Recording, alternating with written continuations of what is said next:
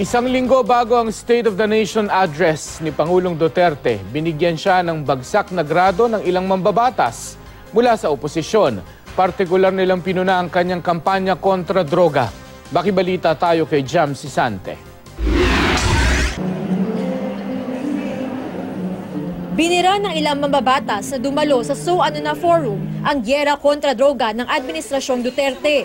Libo-libo raw kasi ang namatay, karamihan ay mahihirap. Pero wala namang nalambat na malalaking drug lord.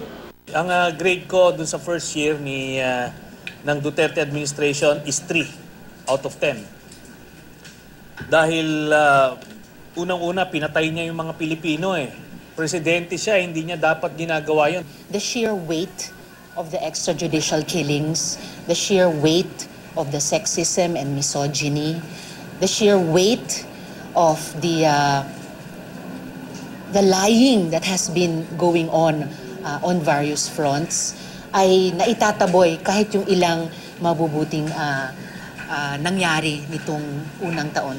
Walang sense of direction, yung walang unity, nagbibigay ng inspiration ng Pangulo, maliwanag kung saan tayo papunta, hindi maliwanag yan, siya lang nakakaalam.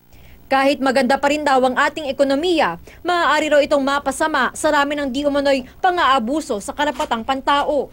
Yung ating abuses na nangyayari po ngayon, posible pong makaapekto yan sa ating investment grade ratings, na kung saan makakaapekto sa ating interest rate, na kung saan makakaapekto sa ating ekonomiya at sa mga trabaho dito sa ating bansa.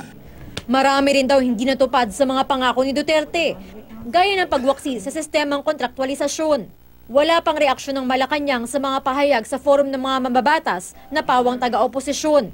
Ilang beses nang ipinagtanggol ni Duterte ang kanyang gyera kontra droga.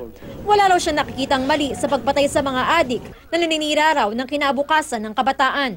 Jam Sisante, GMA News.